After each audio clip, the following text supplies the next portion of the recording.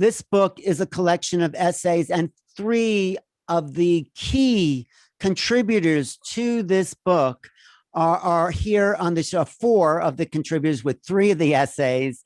And I just want to say, because I dedicate this book to the brave pioneers, such as, and I'll name some people that aren't here anymore, Bud Hopkins, John Mack, Whitley Strieber, Linda Moulton Howe, and doctors JJ and Desiree Hertak, and many, many more who have devoted a lifetime of investigations to exploring the edge of the unknown.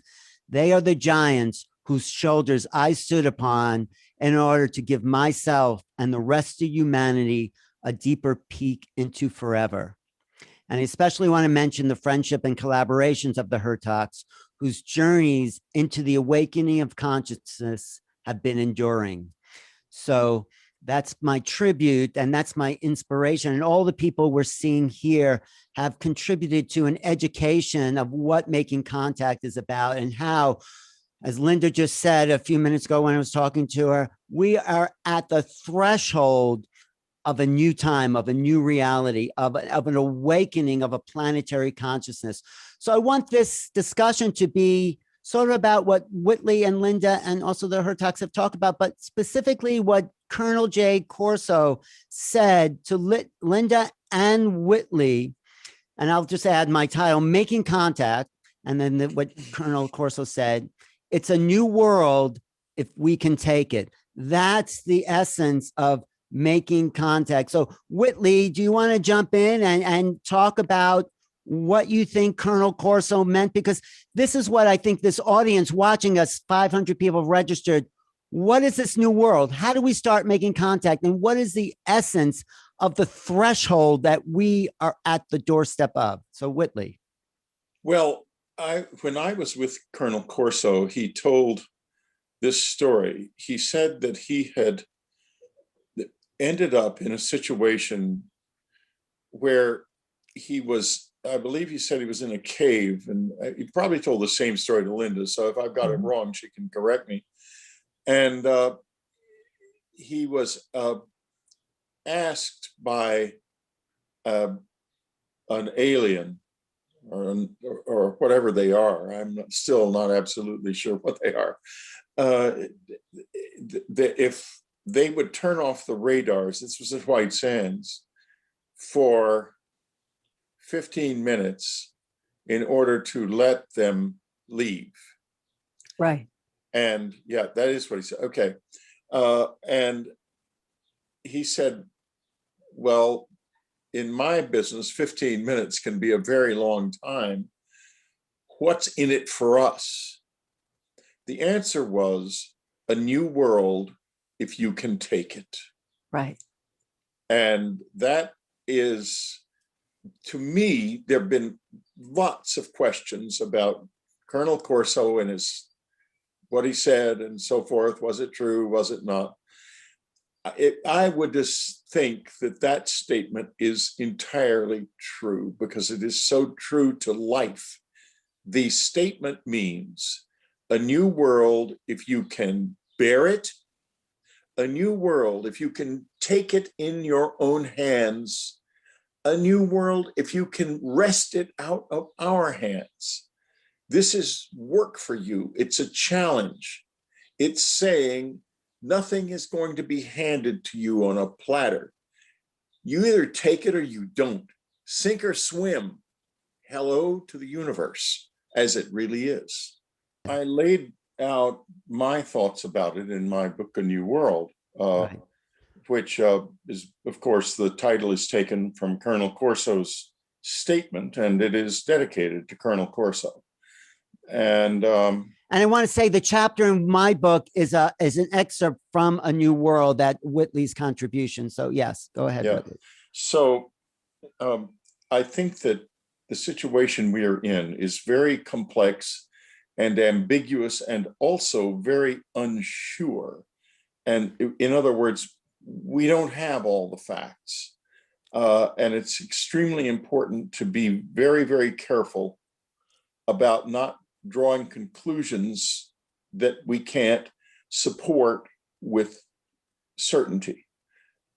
but here's what I know from my life and from what has become a long life with the visitors, and also a considerable amount of study and research, in particular in the close encounter phenomenon.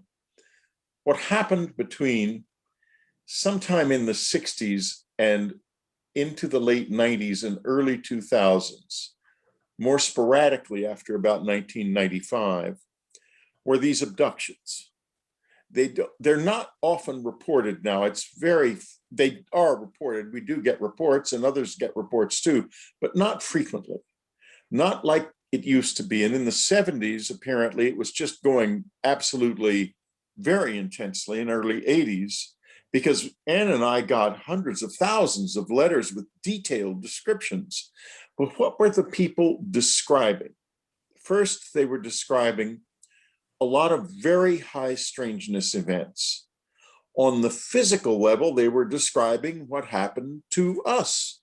They were describing the removal of semen and eggs and fetuses.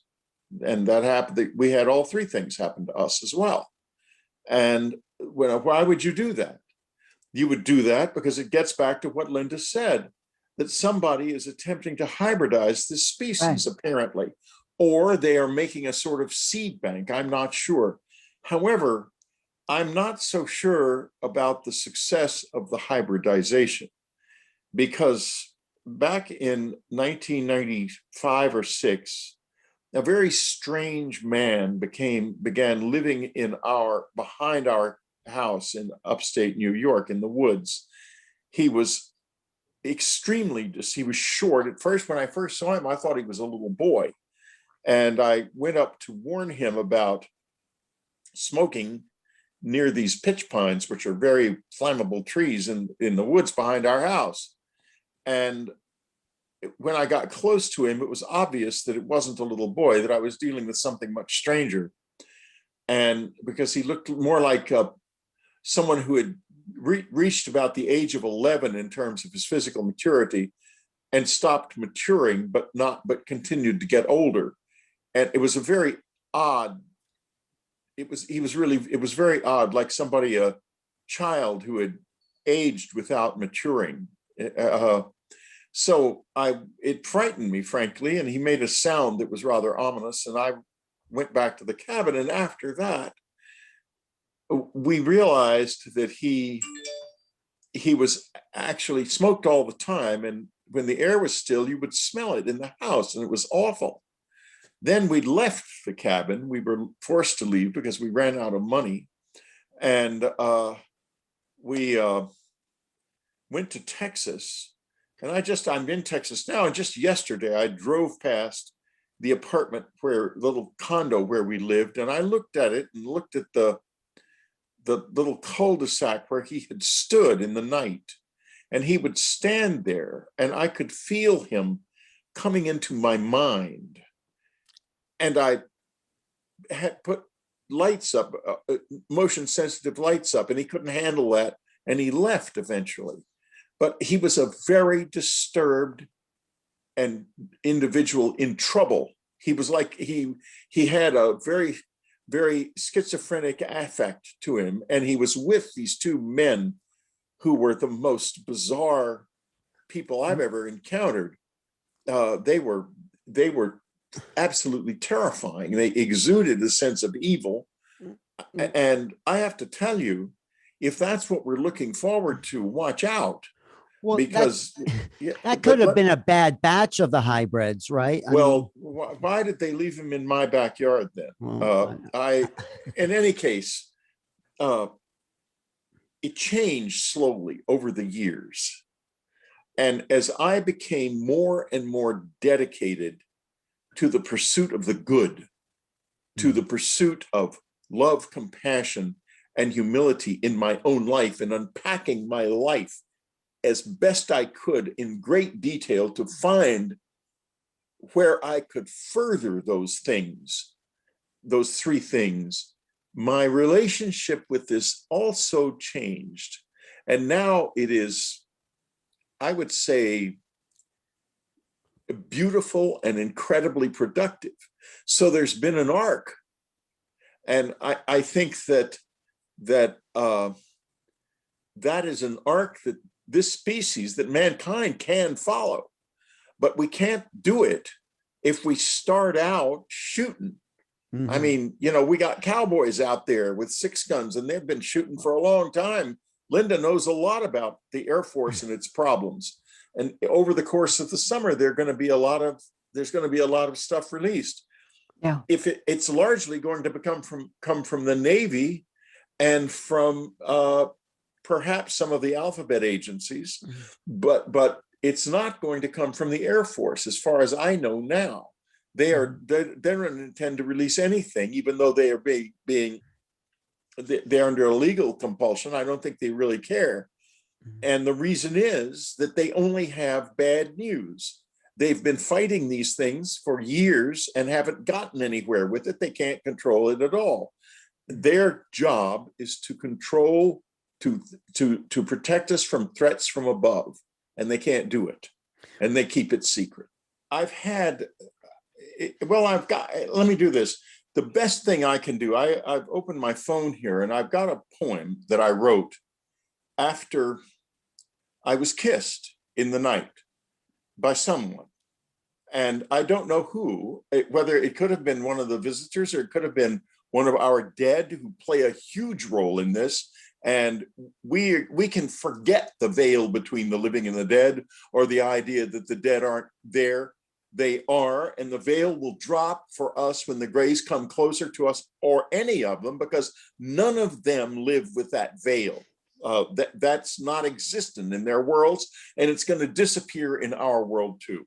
So here's the poem. Somebody kissed me. Deep last night, somebody kissed me. I am an old man and I live alone, but somebody kissed me. I'm not very pretty and was never very pretty, but they kissed me long. I wondered at their breath, soft, cool, and sweet as death. There was nobody here but me, there never is. But somebody kissed me. They kissed me long. The breath so soft, the lips so warm. I reached up into the air and found nobody there. But still they kissed me and kissed me long. An owl murmured, the leaves rustled, the curtains blew. The night left me behind, and the kiss did too. I threw back the sheet and wondered what to do. I don't belong to the sunlight and the day. I'm an old man and belong to the night. And that kiss, I belong to that kiss too. So that's my world now. And this is a very, very complex situation. I'm not so sure that I think that there are going to be elements of it that are very strange, some that are going to be very aggressive, and that are over time that we're not going to want around us, and that we may be helpless to prevent.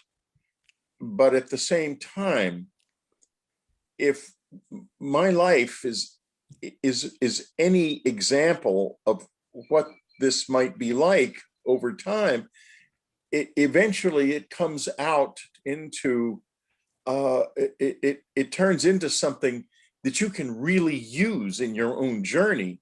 Because my God, you can't imagine the amount of information I've gotten. I've put as much of it as I could in my books, but the veil between the living and the dead broke down as soon as Anne passed on, and we started working together, and we still work together to this day. Mm-hmm. It's she's not physically present, but she is certainly very much a part of my life experience and my work. Mm-hmm. The book we just finished, Jesus, A New Vision, it's her new vision in my writing. And it's extraordinary that this is a new way of living. Well, now just let me finish just a second, Alan. Yep, the other side of this coin, though, is all of that battles and shooting that have gone on in this world between, I think, largely the U.S. Air Force and someone out there who's perfectly willing to shoot back, and that's a level of it that's there. It's there. And we can't ignore it. And we can't ignore the fact that the abductions and other things that happened along those lines were not gently done. I mean, I was treated very violently, like an animal we might treat an animal. And you have to really reflect on that whatever is here is not necessarily going to be easy for us to deal with, but will it be worth it to find this new world? I think so. I think it definitely will. And I don't think if we don't get a handle on this and find it, I don't think this species has much of a chance of surviving. I agree completely. That is the message that comes, whether I'm dealing with military, whether I'm dealing with intel, whether I'm dealing with experiencers, whether I'm dealing with scientists. I know somebody who's working in a really, really outstanding university, and we've been able to communicate privately, and they are absolutely dealing with the hybrid question, and it comes up all the time. Are we at an intersection in which, depending upon what let's take it to the quantum fields of the human souls, can the human souls push, pressure, get humanity to move into where we can have dialogue with each other about souls and interactions with the universe? Because if we can't, then I think that the hybrids are waiting in the wing. But that some non-humans do not want this to happen. They have some vested interest in us being able to evolve. And that was the message in my third book, Glimpses of Other Realities, Volume 2, in which I had 6 people who had the experiences with what they jokingly called the resurrection technology, but it's very serious and it's used all the time. And that is where you take cells and they can do a full-blown adult in tubes that are sustained by light. And that they came away, all of the humans came away from their experiences with this as the bottom line. Your soul must be in a certain container for a certain length of time. And that in this difficult human world, that they are always having to interfere to the extent that they must make some of these soul transfers into clone bodies in order to match some other bigger request or order, that the souls are the reason we are here. Right. The souls in the human evolving lives are what are important. And once you start looking at every single entity, whether they're reptilian, gray, Nordic, orange, blue, and human, beyond, then suddenly that bones the implicate order. That's the whole fabric that we're playing on. That's the important part.